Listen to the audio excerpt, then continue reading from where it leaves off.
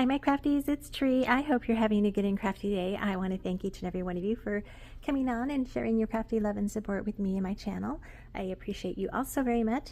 If you are new, I ask that you please hit the subscribe button, ring the bell, and of course, everybody please give me a thumbs up and leave a friendly comment below. I appreciate your crafty love and support. Okay, so I joined Kathy and Brenda's spring coffee sleeve swap and having fun already. But I made my coffee sleeve and I thought, you know what, I'm gonna make a tutorial because I have a feeling you're gonna ask anyway. It's nothing new, we're not inventing the wheel, but I just thought I'd share with you how I did it.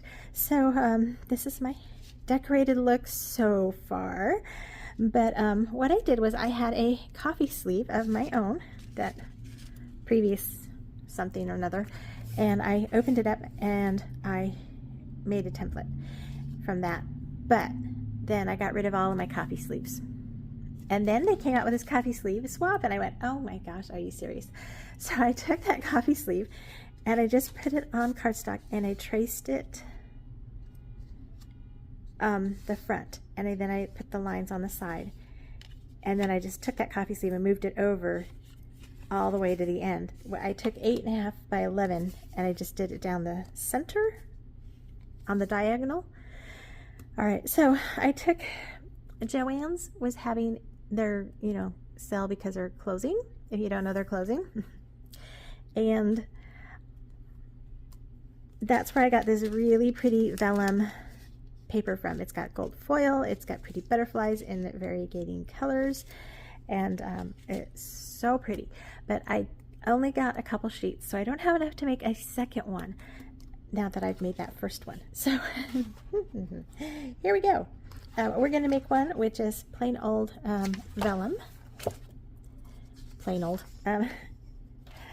I got this vellum on Amazon.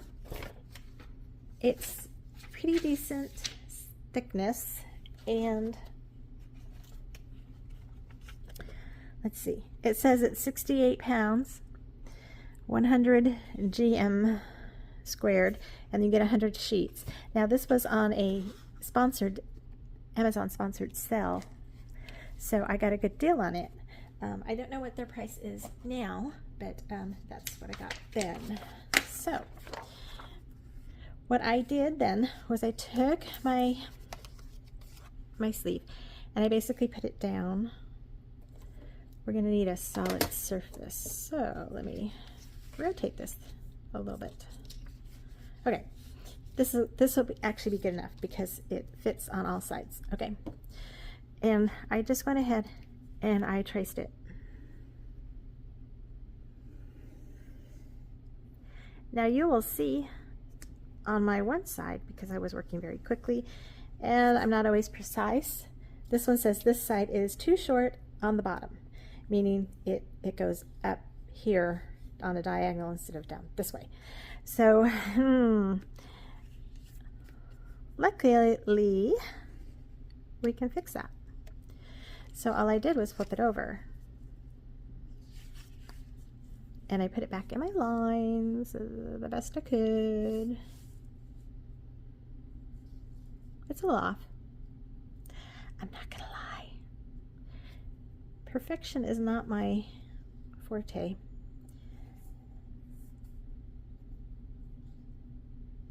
Excuse me while I go silent on you. While I concentrate over the edge here it's not. And yet I still have to come back because it's not dark enough. I can't see it. Okay. So there's that. Now in order to do vellum you have to cut it ×2, and that's why I have 2 sheets. I have 2 because I'm going to make it a shaker. If I were going to make this just a vellum coffee sleeve, then I wouldn't need the extra, but I am making it a vellum pocket shaker. Oh, you know what I forgot? Do you see it? Do you see it? I forgot it.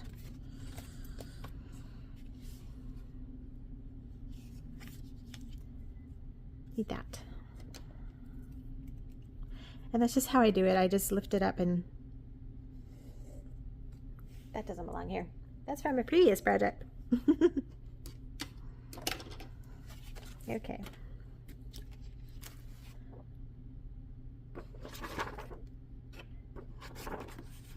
Okay.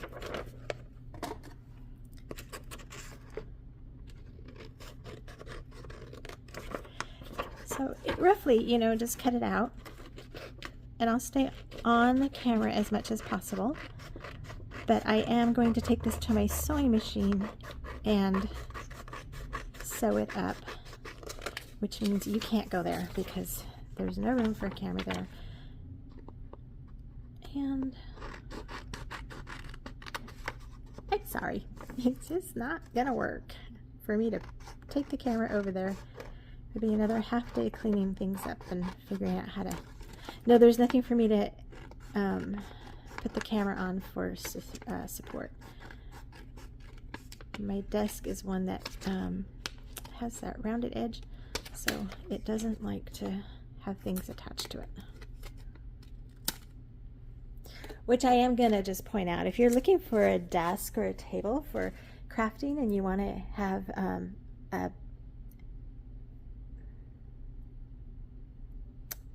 arm or something for your cell phone or camera or whatever, make sure you check that out.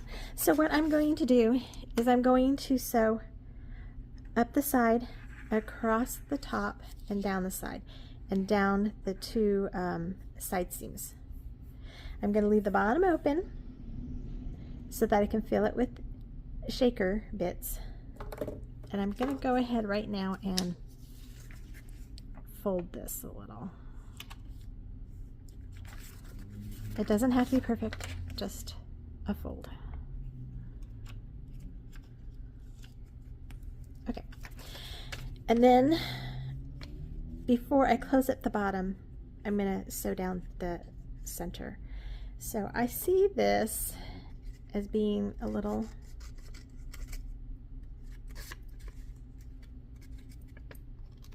I'm going to just straighten those up. There we go. Not perfect, but better. Oh, wow, really bad. Hold on. Just in case that edge shows. All right, so again, and I'll come back and explain this to you. I'm going to sew up and down on these creases because I want my shaker bits to stay in pockets. I don't want it to just be all bulky on one side or the other. I'm going to start at the bottom, work my way. I'm not either. I'm going to, well, I'll start at the bottom and work my way over one side. I'll fill it with shaker bits. Then I'll fold these in. Okay, maybe I, and this is when I was making, where's the other one? When I was making this one, I sew in this direction when I sewed the bottom. And luckily this flap here, this lifts up, didn't get in my way. But I think that if we put the bottom flap on top, then it would go with the sewing. So let me go sew this and I'll be right back. Okay, so again, I went up the centers and I went up one side and across the top and stopped. So what I'm going to do is fill this up, and then I'm going to fold this over like that. No, wait, I'm going to go this way. I'll fold it over. So it will go like that. So I'll go around the bottom. No. I got to go down here first and then around the bottom. So what I did last time was I took and I put 2 scoops in these side panels.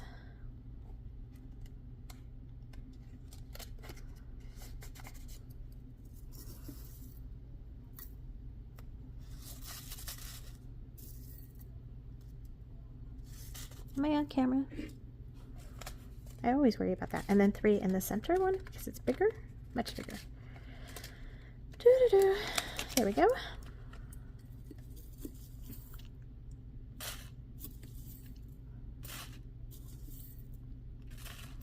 Now this one's going to be tricky because we got two sides that are open. Just saying. Hold on. I know what I'm going to do. Okay, I think we all have these from the dollar store, which I could use some more. They just kind of vanish. I don't know where they go. They're big. Even if they fell on the floor, I would find them. So I don't know. I think I use them on projects, and sorry, I'm chasing after this little seed bead here. Did you see that? It just flew around. I don't know where it is. We'll find it. My cat will find it. Oh my gosh, she finds every little thing. All right, so 1 and 2. That was very generous too. I'm going to take a little bit out because this pocket is completely open. I'm just trying to shove everything into that corner. So what I'm going to do is go back to my sewing machine. Again, I'm going to sew across fold it over and sew, put it through the armhole and sew the two. And then if you know me, I better close this up. And yeah, I will be right back. Let me put you on pause first. Yeah, on second thought, you sewers were probably like, yeah, I really want to see her use the arm to do that. You know what?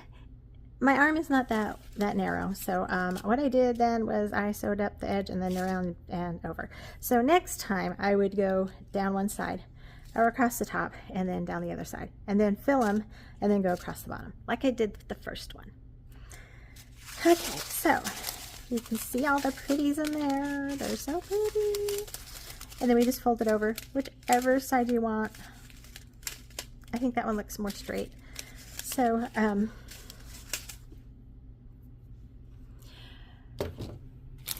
one of the things I did last time, because it's vellum, was I used this, I rarely use this kind of tape. I'm so worried that it's going to get so old that it, there it is, that it will lose its sticky, but so far it's been doing wonders. I'm just going to measure here a little, right there. The good thing about this is you can just rip it right off, and it is a narrow strip, so it doesn't require a lot of it as far as, what am I trying to say? It's not wide, so you can rip it straight across, where some of the ones that are wider, I've had problems ripping them straight across. So what I'm going to do is just put this on the edge here. I realizing that might not be as wide as that one. Now, let me grab that. In all my crafting, there aren't many things that I keep organized and I know exactly where they are, but there are some things, and one of them is usually my bone folder. And to tell you the God's honest truth, I have no idea where it is. With my luck, the cat found it and took it somewhere. She's so cute. Yes, she drives me batty, but she's really cute. Okay, so because my tape is older, I don't trust it so much. I'm going to add a little bit of glue, except my glue is clogged at the moment. But that was nice, the whole clog came out. Throw it in my trash. My trash is way over there. And I'm just going to put a little bit of glue on here, not a lot.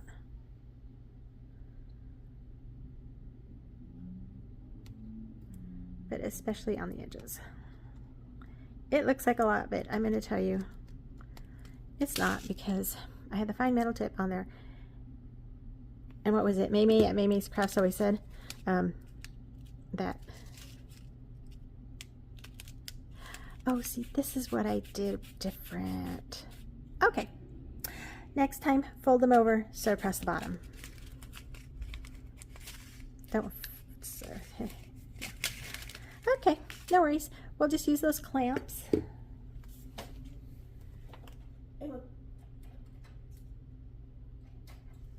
We'll glue the bottom shut. We're paper crafters. We can go with the flow, right? Whatever happens, we can just go with it. And we make it work. Now I'm seeing that for my stitching, if you don't know, sewing has, I guess, a positive and a negative side to the stitch, the bottom and the top. And I've got my bottom showing up my top. Don't like that, but you know what? It's too late already. I can't go back.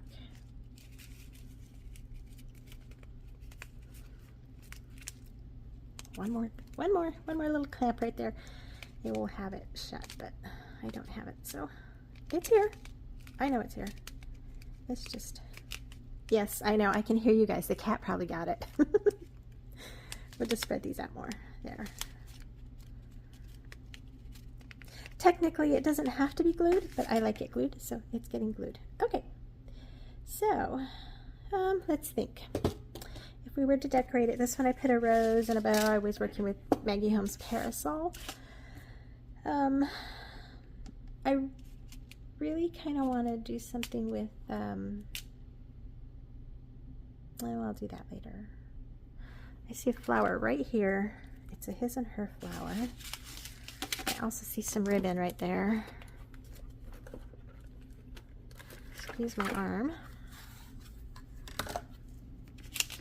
I think what I'm going to do is just put the ribbon around here and tack it in a couple places. Let me measure and cut it off about there. A little extra, but not a whole lot. Fabric tack usually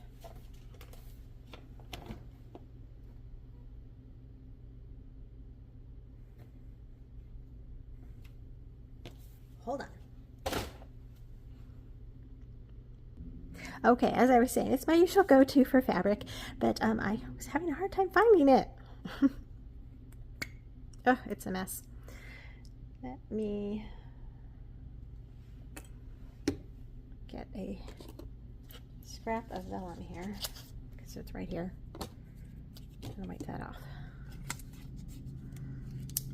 Normally I would use my fingers, but then we'd have to sit here and wait another 20 minutes for me to get it off my fingers. So let me just put, I'm not going to glue the whole thing because it won't, what's it called?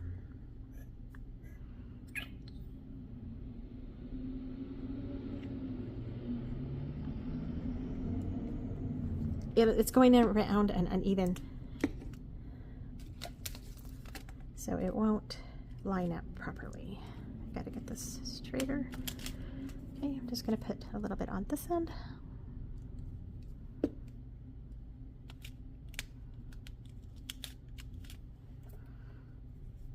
And a little bit on this end.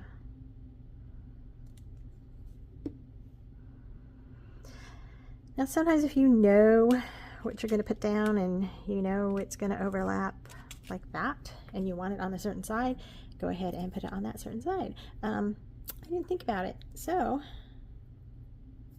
let me cut this off. Okay, looks like all the lovely little supplies I'm grabbing are from his and hers. Hold on a second. All right, so this is Hobby Lobby, his and hers. I think this is also, yeah, Hobby Lobby, the boutique, the ribbon boutique. And I thought there was something else, but it doesn't matter. So what I'm going to do is just take this crochet hook and the step, lovely, and I'm going to go all the way around here. Who thought that would happen on camera? Yay! No worries. We'll make it work. Okay. So I made a little curly Q. I don't like the way this looks right here.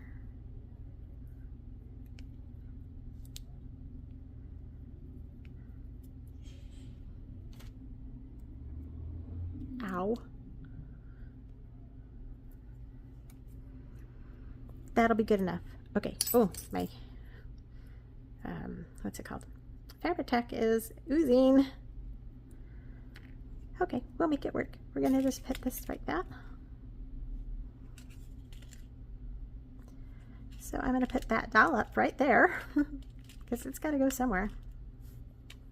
Seriously. And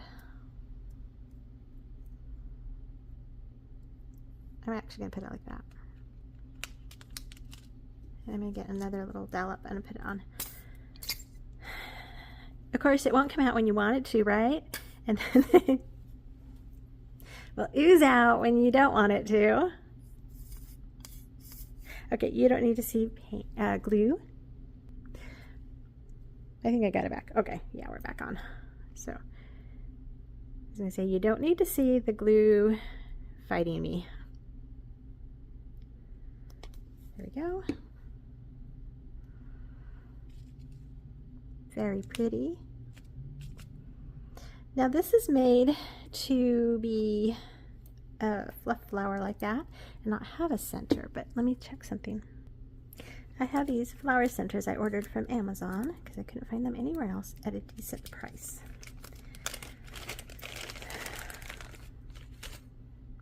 I don't think there's an actual center, but if we put one there,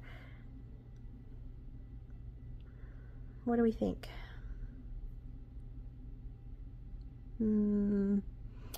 Just for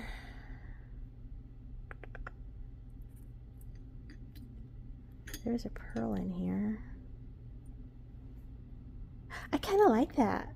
What do you think? I kind of like it. I'm gonna do it. Ask me how. I honestly don't know. I have every glue under the sun. I don't know.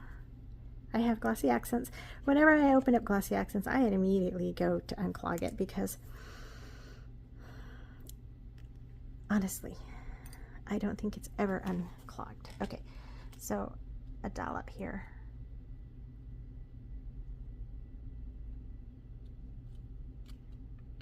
And down there.